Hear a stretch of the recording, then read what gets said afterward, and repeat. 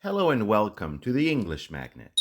Today's video, the past continuous made easy. When talking about the past simple is your go-to tense. But what about adding some precision with some past continuous in there? It's a great way to diversify your sentence structures, and it's pretty straightforward. We'll cover its structure, its uses, related key time words, and common mistakes to avoid. All right, let's go. Structure of the past continuous. To form the past continuous tense, you combine two elements. Start with the past form of to be, was, or were, followed by the present participle, which is the main verb's base form plus ing. The present participle shows the action, but the tense is indicated by the auxiliary verb, was or were, that places the action in the past.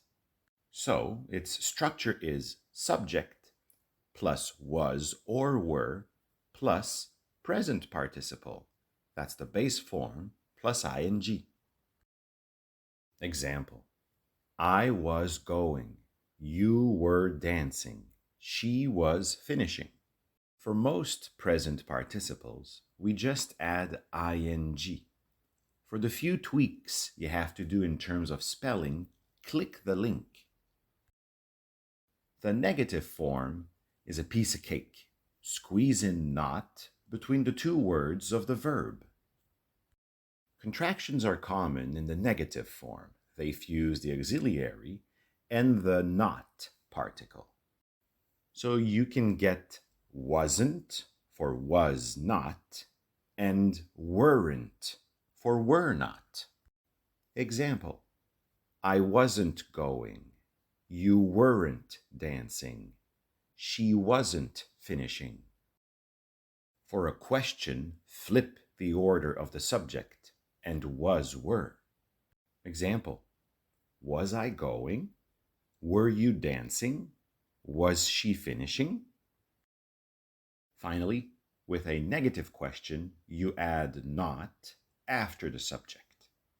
Keep in mind that if you form a contraction, the not moves next to was or were in its contracted form.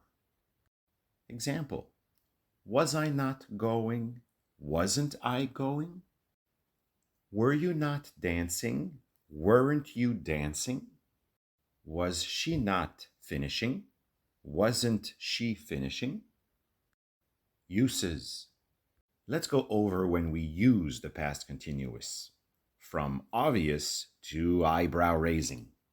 Bear in mind that the past continuous is roughly a transposition of the present continuous in the past, with its own subtleties. It's used to talk about an action in progress in the past. That's by far the most common way it's used. Since the action is ongoing, there is a sense that the action is continuing in the past. Example: we were watching TV at 7 p.m. last night. At a specific moment in the past, 7 p.m. last night, the watching was in progress. It's used to talk about an interrupted action or parallel actions in the past. Example: they were brainstorming when Mike came in. An action, brainstorming, was abruptly stopped when Mike came in.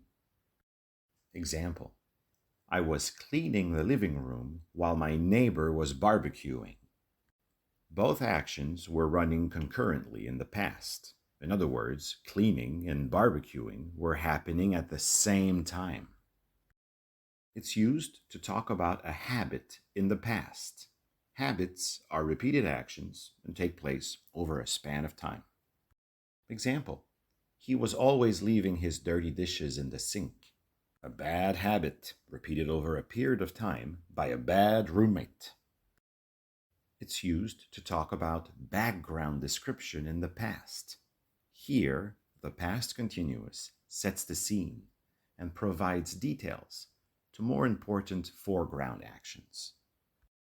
Example: As the superheroes were practicing their flying skills in the park and squirrels were organizing an acorn treasure hunt nearby, Jim bought an ice cream. The practicing and organizing actions are just there to set the scene and add details to the more important action of buying, which is in the past simple. It's used to emphasize the length of an action in the past. Example: we were waiting for the bus for over an hour. The waiting wasn't a momentary action, but rather a lengthy one, over an hour actually. It's used to make a polite, indirect question or inquiry. By being less direct, this approach is softer and can imply that the speaker is being considerate or respectful. Example: I was wondering if you could help me with this project. Using the past continuous is more polite than simply asking, "Can you help me?" Were you planning on joining us for dinner tonight? This is more polite than asking, "Are you coming to dinner?" Key time words. When using the past continuous, key time words can come in handy. All plus time period. The whole plus time period. All day, all week, all month, all year, whole day, the whole week, the whole month, the whole year. These time words emphasize the duration of an action. Example: were you eating junk food all evening last night? Eating took place over a long period, all evening last night. Sandy was dressing up the whole morning. That's a lengthy action. Maybe not for some of you. At plus specific moment. At 6 a.m., at dusk, at the end of the week, at the beginning of our trip. Example: George was sitting at home at dinner time. The sitting was ongoing at a specific time in the past, dinner time. At 9 a.m. in the morning, we were discussing the new project in the meeting room. The discussion was ongoing at a specific moment in the past, 9 a.m. Past time words: yesterday, last night, 2 days ago, or any time word related to the past. Example: they were having a picnic in the park yesterday when it started to rain. The having a picnic took place in the past, and we can assume it took a while as well. We were watching a movie last night while it was snowing outside. Two actions took place at the same time, and the time word helps place it in the past. Always, all the time, the entire time, or other adverbs of frequency work as well. Note that many of them are placed between the auxiliary and the present participle. Example: she was constantly checking her email while she was waiting for the job offer.